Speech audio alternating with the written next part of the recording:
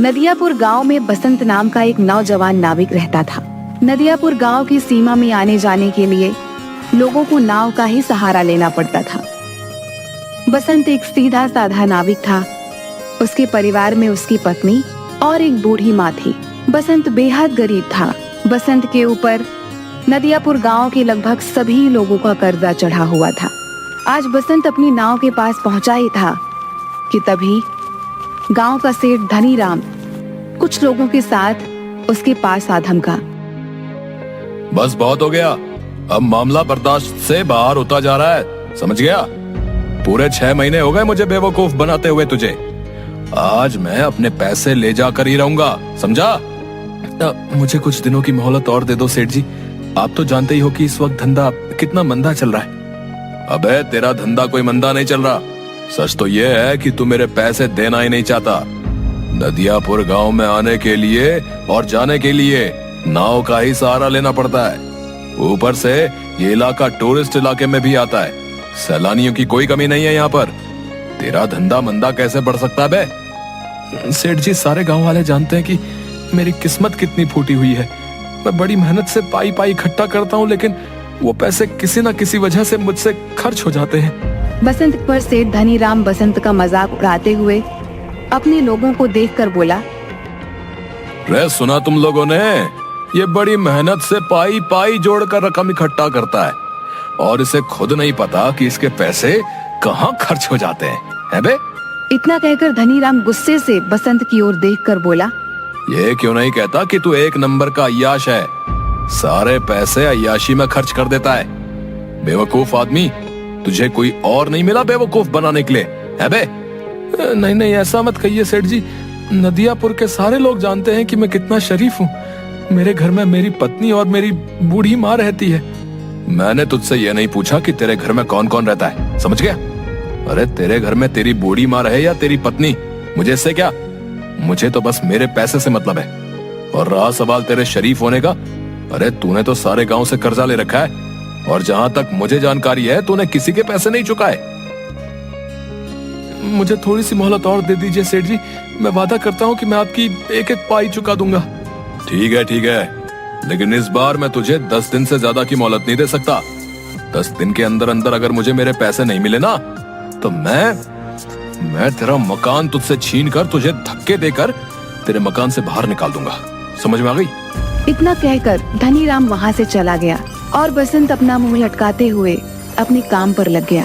शाम को थका हारा बसंत जैसे ही अपने घर पर पहुंचा, उसकी पत्नी बोली, आ गए सेठ जी घर पर। आपके पीछे बहुत सारे मेहमान आपको पूछते हुए आए थे। उन्होंने आपका काफी देर तक इंतजार किया और बेचारे इंतजार करके बहुत थक गए। अभी कुछ देर पहले ही गए हैं। झुमकी, मैं जानता हूँ कि तुम किन की बात कर रही हो। जब तुम सारी बातें जानते ही हो तो फिर उन सबके कर्जे क्यों नहीं चुका देते? तुम अच्छी तरह से जानती हो झुमकी, पिछले कुछ सालों से मेरे साथ क्या हो रहा है। मैं जब भी कुछ पैसे जमा करता हूँ वो किसी न किसी तरह से खर्च हो जाते हैं। पिछली बार माँ का पैर टूट गया था, उसके इलाज में कितने पैसे खर्च हो गए। उसके बाद चोट लगने से तुम्हारी पसली फ्रैक्चर हो गई थी, उसके इलाज पर कितने पैसे खर्च हो गए। मैं तुम्हारी बातों को समझती हूँ, लेकिन गाँव वाले इस बात को नहीं समझते। उन्हें तो बस अपने पैसों से मतलब है और आखिरकार वो तुमसे कब तक पैसे नहीं मांगेंगे? गांव का मुखिया धमकी देकर गया है, अगर तुमने गांव वालों के पैसे नहीं दिए तो वो तुम्हारी नाव छीन लेगा। और सेठ धनीराम मुझे धमकी देकर गया है कि अगर 10 दिन के अंदर मैंने उसके पैसे नहीं दिए तो वो मुझसे मेरा मकान छीन लेगा। मेरी समझ में नहीं आता कि अब मैं क्या करूं। मेरी समझ में नहीं आता, गांव में जितने भी नाविक हैं उन सब की ऐश की चांदी कर रही है। उन सब के मकान देखे हैं तुमने? ऐसा लगता है जैसे कि वो कोई नाव नहीं बल्कि कोई कंपनी चलाते हो। तुम सारा दिन नदी के किनारे क्या करते रहते हो? कितनी बार कह चुका हूँ झुमकी, टूरिस्ट मेरी नाव में नहीं आते। ये क्यों नहीं कहते कि तुम्हारी नाव में गांव के भूखे नंगे लोग ही आकर बैठते हैं? उनसे तुम्हें कितनी आमदनी होती होगी। तुम अपनी नाव में नदियापुर घूमने आए सैलानियों को क्यों नहीं बिठाते? जितने भी नाविक हैं वो झूठ बोलकर टूरिस्ट को अपनी नाव में बैठाकर सिर्फ उन्हें चूना लगाते हैं और मुझे झूठ बोलना नहीं आता। नहीं चाहिए मुझे हराम की कमाई। अरे सच्चाई के देवता, ये धंधा है। ये क्यों नहीं कहते कि तुम्हें धंधा करना ही नहीं आता? जिसे तुम धंधा कह रही हो मैं उसे अच्छा नहीं समझता। मेरी तो किस्मत ही फूटी हुई है कि मुझे तुम्हारे जैसा पति, बेवकूफ पति मिला। अगर ऐसे ही हाल रहा ना तो वो दिन दूर नहीं कि जिस दिन तुम्हारी नाव भी तुमसे छीन ली जाएगी। उसके बाद मुझे और मांझी को इस घर से धक्के देकर बाहर निकाल दिया जाएगा। उसके बाद अपने सच्चाई के प्रवचन बाहर बैठकर देते रहना। इतना कहकर झुमकी गुस्से से वहां से चली गई। ऐसे ही 10 दिन गुजर गए।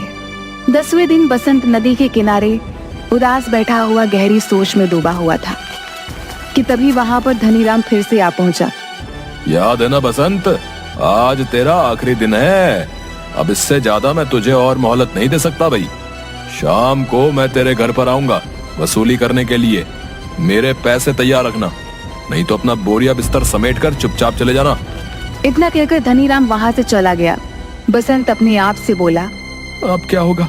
पूरे 10 दिन से मेरी नाव में मुश्किल से 20 मुसाफिर भी नहीं बैठे होंगे। मैं धनीराम के पैसे कहां से दूंगा? अगर मैंने उसे पैसे नहीं दिए तो वो मेरे परिवार को बेइज्जत करके घर से निकाल देगा। मैं कहां जाऊं, क्या करूं? बसंत हसरत भरी निगाहों से और नाविकों को देखने लगा जिनकी नाव पर टूरिस्ट सवार थे। तभी बसंत के कानों में एक बूढ़े व्यक्ति का स्वर टकराया। क्या तुम मुझे दूसरी दुनिया के छोर तक छोड़ सकते हो? बसंत उस बूढ़े की बात सुनकर हैरत में पड़ गया। लगता है आपका दिमाग खिसका हुआ है बाबा। ये कैसी बातें कर रहे हैं आप? मेरा कहने का मतलब ये है बेटा, तुम मुझे इस नदी के दूसरे किनारे पर छोड़ देना। तो सीधे सीधे ये कहिए ना बाबा कि आपको दूसरी सीमा पर उतरना है। ठीक है बाबा, 200 लगेंगे। मैंने सुना है कि तुम बूढ़े और गरीब यात्रियों से पैसे नहीं लेते। सही सुना है बाबा, लेकिन क्या करूं? लगता है मुझे अपने नियम और कायदे अब बदलने पड़ेंगे। चाहे कितनी भी मुसीबत क्यों ना आ जाए, अपने उसूल इंसान को कभी नहीं बदलने चाहिए। वक्त बदलते हुए देर नहीं लगती। मैं इस वक्त बहुत परेशान हूँ बाबा। जाओ जाकर कोई दूसरी नाव पर बैठ जाओ। लेकिन मुझे तो सिर्फ तुम्हारी ही नाव पर बैठना है, पर मेरे पास पैसे नहीं है तुम्हें देने के लिए। अगर तुम मुझे वहां तक छोड़ दोगे तो मैं तुम्हारा एहसानमंद रहूंगा। मेरी पत्नी वहां पर इंतजार कर रही है। बूढ़े की बात सुनकर बसंत को बूढ़े के ऊपर तरस आ गया था। ठीक है बाबा, मैं तुम्हारा दिल नहीं तोड़ूंगा। आइए बैठिए, जहाँ आपको जाना है मैं आपको वहाँ छोड़ दूंगा, ठीक है? बसंत की बात सुनकर वह बूढ़ा रहस्यमयी अंदाज में मुस्कुराते हुए बसंत की नाव में बैठ गया। बसंत की नाव नदी के बीच में पहुंची ही थी कि तभी वो बूढ़ा बसंत से बोला, बस मुझे यहीं तक छोड़ दो। बाबा पागल हो गए हो क्या? यहाँ पर तो सिवाय पानी के अलावा कुछ भी नहीं है। जो मुझे नजर आ रहा है वो तुम्हें नजर नहीं आएगा बेटा। तुम नाव यहीं रोक दो, मैं यहीं उतर जाऊंगा। बाबा तुम डूब जाओगे, पानी बहुत गहरा है। मगर बूढ़े ने बसंत की बात नहीं सुनी और नदी में कूद गया। यह देखकर बसंत बुरी तरीके से घबरा गया और बड़बड़ाता हुआ बोला, अरे कहाँ फंस गया मैं? अगर ये बूढ़ा मर गया तो इसकी मौत का इल्जाम भी मेरे ऊपर लगेगा। सभी लोगों ने इस बूढ़े को मेरी नाव में सवार होते हुए देखा है। अब क्या करूं? लगता है मुझे भी नदी में कूदना ही पड़ेगा। इतना कहकर बसंत ने नदी में छलांग लगा दी। मगर उसने जैसे ही नदी में छलांग लगाई, उसने अपने आप को एक बेहद सुंदर जंगल के बीच बहुत छोटे से तालाब में खड़ा हुआ पाया। बसंत तुरंत उस तालाब से निकलकर उस जंगल की ओर देखने लगा। तभी उसके कानों में एक भारी आवाज टकराई। बेटा मेरी शाख थोड़ी सी झुक रही है, इसे थोड़ा सा सीधा कर दो, मुझे दर्द हो रहा है। बसंत ने देखा कि वो जिस पेड़ के नीचे खड़ा था, बसंत से वही पेड़ बोला था। बसंत डर गया। डरो मत, अगर तुम मेरा ये काम करोगे तो मैं तुम्हें आगे का रास्ता बता दूंगा। बसंत ने डरते डरते उस पेड़ की शाख ऊंची कर दी। तभी अचानक बसंत के सामने एक बेहद सुंदर सोने की सड़क बन गई। घबराओ मत, तुमने मेरी मदद की है, इस वजह से ही तुम्हारे लिए ये सोने की सड़क मैंने बना दी है। तुम यहाँ से सीधे राजमहल तक पहुँच जाओगे। लेकिन ये कौन सी जगह भाई? कुछ देर बाद तुम्हें पता लग जाएगा। तुम जिस रास्ते से यहाँ पर आए हो वो रास्ता सिर्फ शाही लोगों के लिए खुलता है। तुम जरूर कोई खास हो। कुछ दूर चलकर बसंत की नजर एक पेड़ पर गई जहां पर लाल लाल सेब लटक रहे थे। अचानक एक सेब बसंत की ओर देखकर बोला, देख क्या रहे हो? अगर तुम्हें भूख लगी है तो मुझे खा लो। अरे वाह, ये मैं कहाँ आ गया? वो बूढ़ा जरूर कोई मायावी व्यक्ति था। नहीं नहीं, मैं जहाँ पर रहता हूँ वहाँ पर बोलने वाले फल नहीं होते। अगर वो बोलते तो हम बिल्कुल नहीं खाते। तुम वाकई बहुत दयालु लगते हो। तुम्हारा इस जादुई नगरी में स्वागत है। इस सोने की सड़क पर सीधे चले जाओ।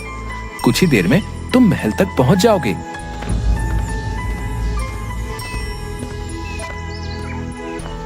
कुछ ही देर में बसंत एक आलीशान महल के सामने पहुंच गया। तभी उसके कंधे पर पीछे से किसी ने हाथ रखा। बसंत ने देखा तो सामने वही बूढ़ा खड़ा उसे देखकर मुस्कुरा रहा था। कौन हो तुम और ये कौन सी जगह है? अचानक वह बूढ़ा एक बेहद सुंदर राजकुमार में तब्दील हो गया। ये सारा का सारा राज्य मेरा है। तुम पृथ्वी पर नहीं बल्कि दूसरी एक जादुई दुनिया में हो। दूसरी दुनिया में?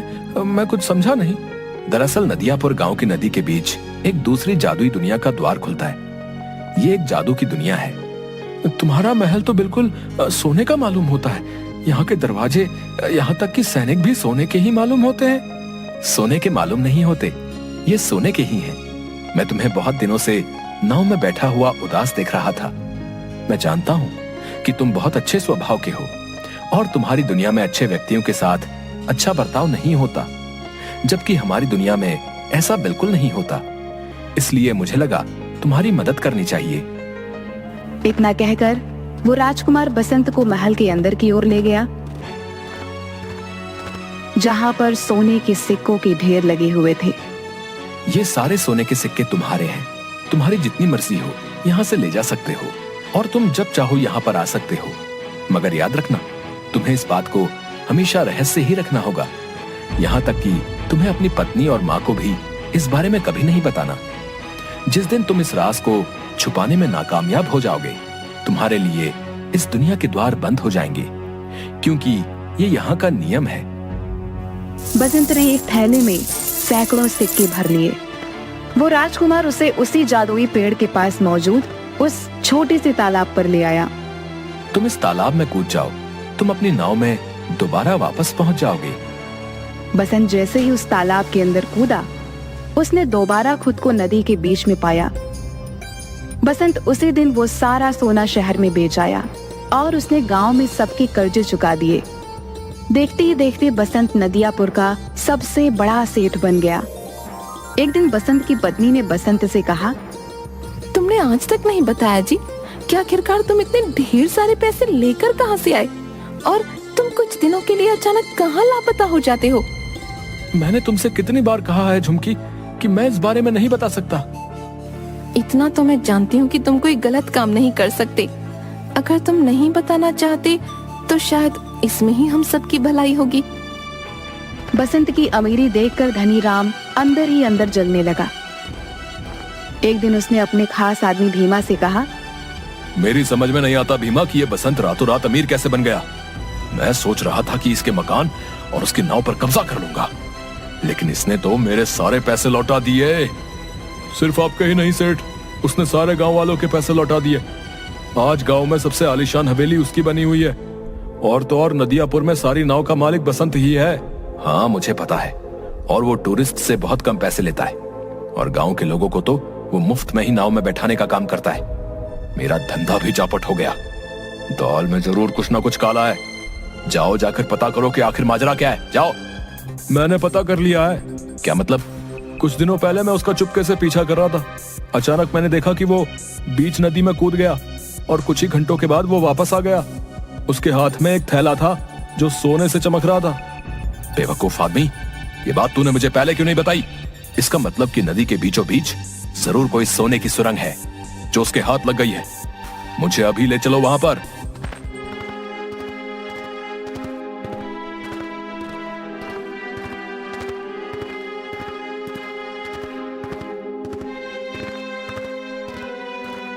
कुछ ही देर में सिर्फ धनी राम और भीमा नदी के बीच पहुंच गए। क्या तुम्हें यकीन है भीमा की बसंत यहीं कूदा था? जी, मैंने उसे ठीक इसी जगह छलांग लगाते हुए देखा था। तो फिर देर किस बात की है भीमा? चलो अब हम दोनों साथ साथ कूदकर उस सोने की सुरंग में पहुंच जाते हैं और सारा का सारा सोना आज ही निकाल लेते हैं। आपने तो मेरे मुंह की बात छीन ली। इतना कहकर वह दोनों नदी में कूद गए। अचानक बहुत तेज एक पानी की लहर आई। भीमा और धनीराम डूबकर मर गए। बसंत ने आज तक उस रहस्यमयी कहानी के बारे में किसी को नहीं बताया था।